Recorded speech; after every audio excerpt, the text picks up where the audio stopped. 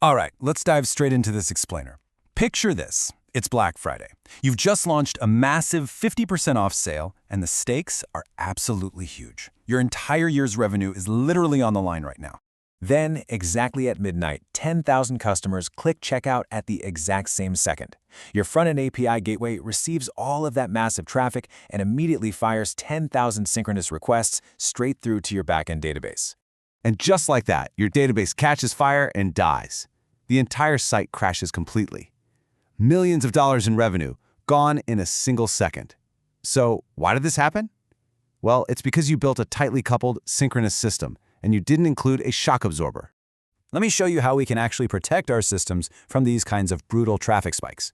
Amazon's Simple Queue Service, or SQS, is a managed message queue service that acts as exactly that, a shock absorber. Think of it as a buffer.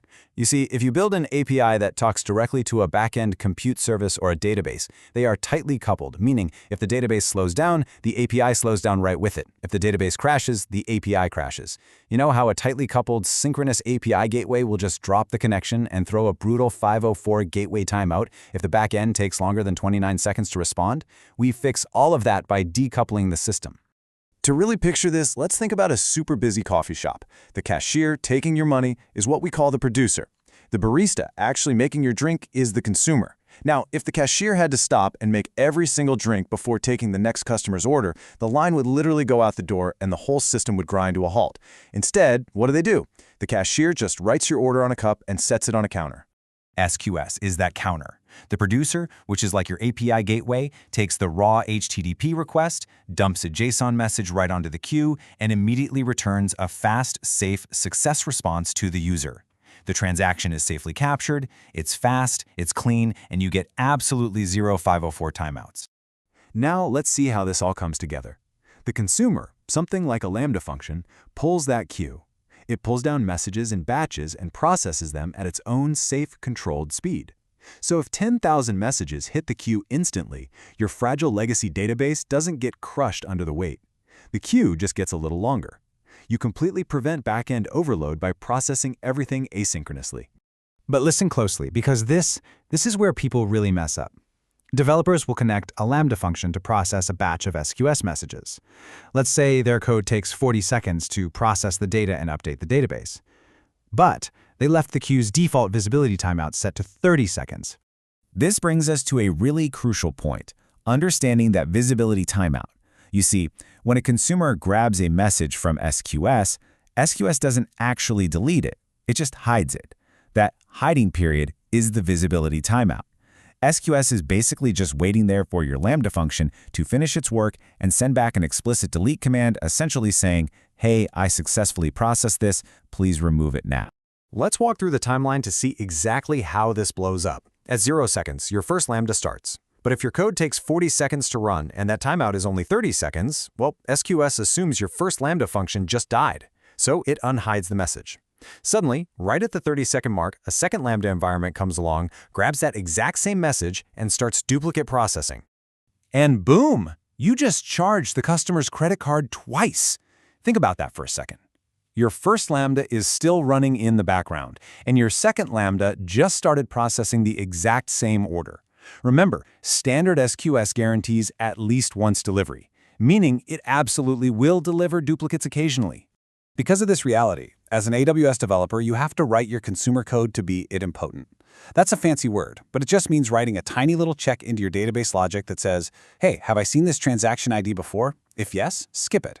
You literally must design your system assuming you are going to receive the exact same message more than once. Now, I want you to imagine another scenario. A user submits an order, but maybe they type an invalid, completely corrupted string of characters into their address field. Your Lambda function pulls the message, tries to parse the JSON data, and just crashes. The code totally fails. And because it failed, it never sends that delete command back to SQS.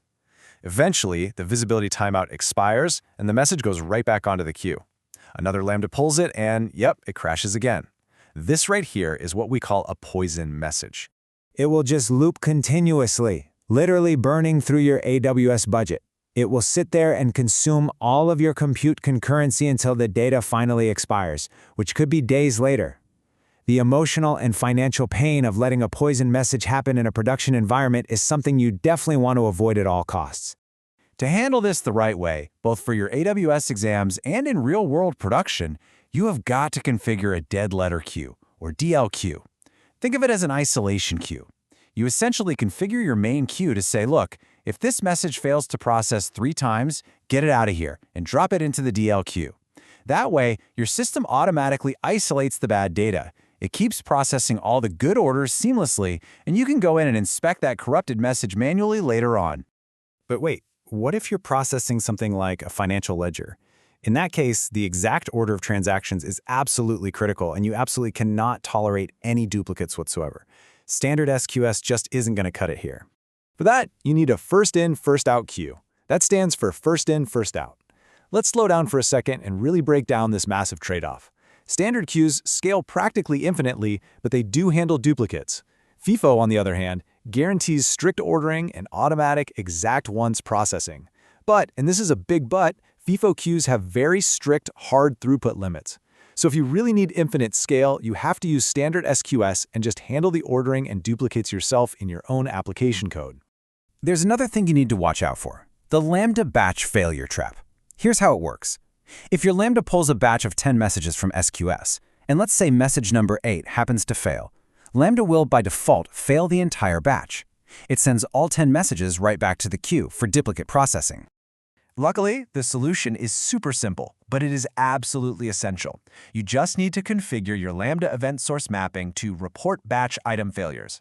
By doing this, it tells the system to only retry the single specific message that actually broke, rather than tossing out the whole batch.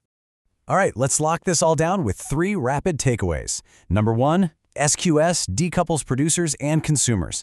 It acts as a shock-absorbing buffer to prevent massive traffic spikes from crashing your backend databases. Number 2, you use the visibility timeout to hide messages while they're processing, but you have got to make your code idempotent because standard SQS will deliver duplicates. And number 3, always implement a dead letter queue to catch those poison messages before they create infinite loops of crashing compute. I want to leave you with one final warning today. Don't use SQS if you actually need a synchronous response. If your front-end user is sitting there staring at a loading spinner, waiting to see if their specific credit card was approved right this exact second, SQS is just the wrong tool for the job. SQS is designed for safely taking the order and doing the heavy lifting out of sight, in the background. So the very next time you sit down to design an API, ask yourself, does my user really need to wait around for this? Or can I decouple the system and let SQS do the heavy lifting?